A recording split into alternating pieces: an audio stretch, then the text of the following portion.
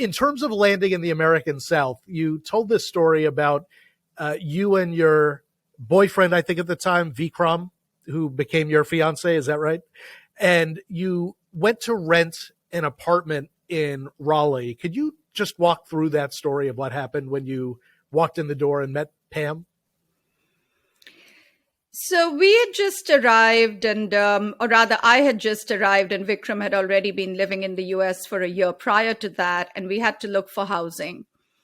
And again, I had never lived as an adult by myself before. Of course, I'd been in boarding school. I'd been away from home. I lived in the dorm at college, but I didn't know what it meant to sort of really rent your own place and what that entailed, etc. And we had a very well-meaning American friend who took us along in his truck to this rental office, and it's a very typical suburban apartment complex, like, you know, the thousands that dot the US, particularly around American campuses. And in my book, I use the phrase that they're almost veritable ghettos of international students. And what I mean by that is, and of course, all this I observed later, that they tend to cluster in these places and live together. So we get to the rental office, and we walk in, and there's this woman who I would, you know, these are all realizations that come later, who I would sort of characterize as a very with a very Southern persona, very sort of smiling and extremely charming. But at the same time, it was a very awkward interaction because she kept speaking in a very loud voice and sort of really slowing down her speech. Right, you have an accent, and therefore you may not understand her. So the fix for that, of course, is just talk louder. Yes, exactly. So much louder and very, very slowly. And in that moment, I felt this overwhelming sense of, I would characterize it as sort of this combination of shame, of really being the other, of being very foreign, because it suddenly hit me that this person knows nothing about me other than what she sees presented in front of her. So I am a very clear visible foreign presence to her, with, you know, brown skinned, with an accent.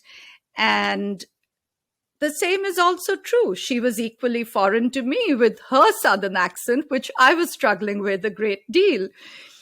So it was a very interesting interaction where in those moments, some of the thoughts rushing through my mind were how foreign I am, how alone I am, because we all have families behind us. Our families have a certain kind of support system, social capital, leverage, etc., some more than others. But that I had none of that because I had just left my family 10,000 miles away. They couldn't be there to support me, even if they wanted to. And it was a feeling of being very alone. And then, and at the same time, our American friend who's with us, I can sense him shifting very uncomfortably in his chair because he can sense how this woman is talking down to us.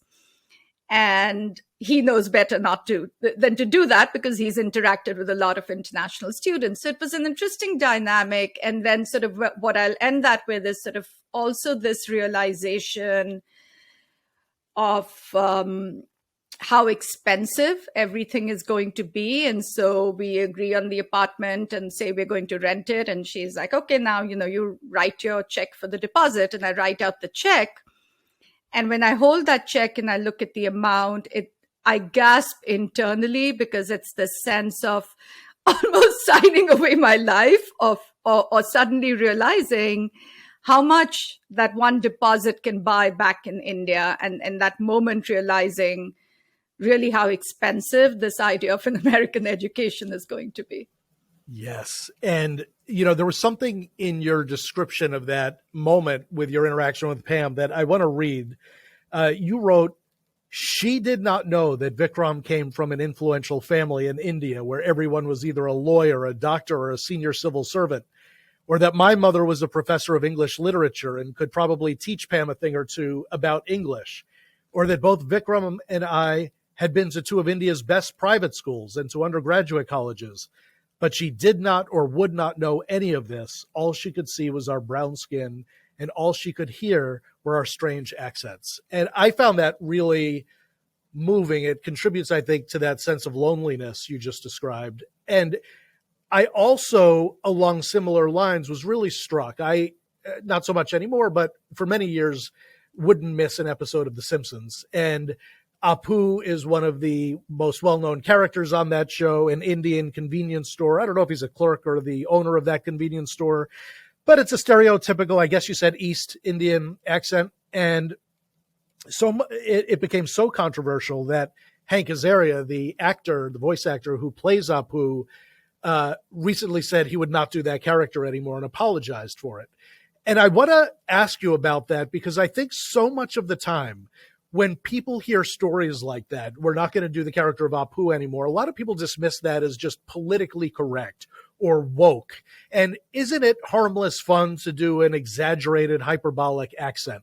I was struck that at 3 different places in your book, you brought up the character of Apu. And I thought that says something, that it had so much impact that you came back to him so many times.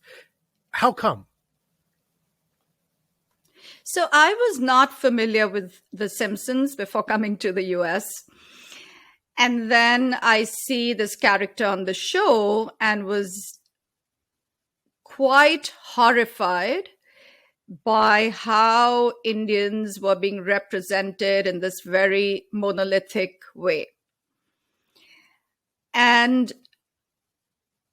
the fact that this was sort of, all Americans were thinking that this is what all Indians were like. So there was that immediate sense of horror. And then beyond that, I think it put this immense pressure on me.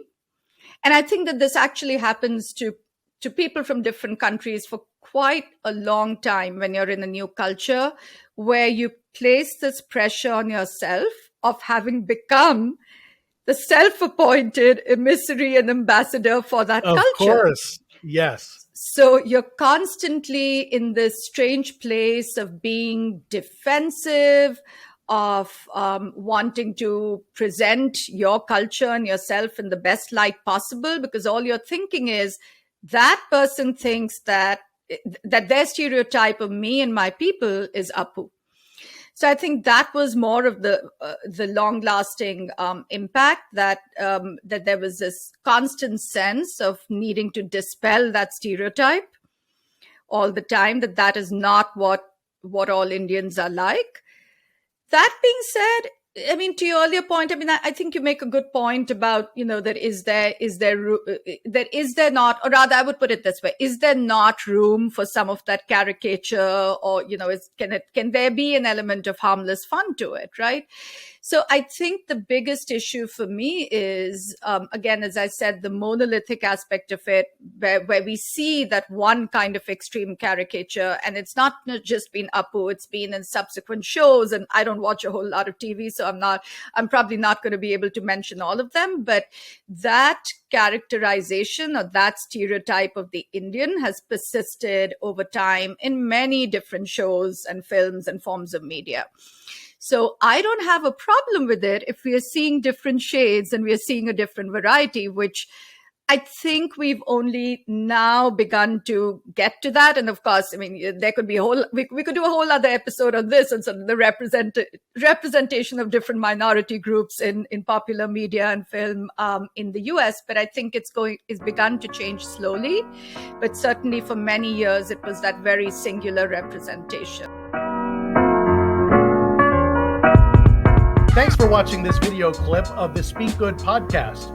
If you'd like to hear the complete episode, please check out your favorite podcast directory and subscribe now. Thanks for watching.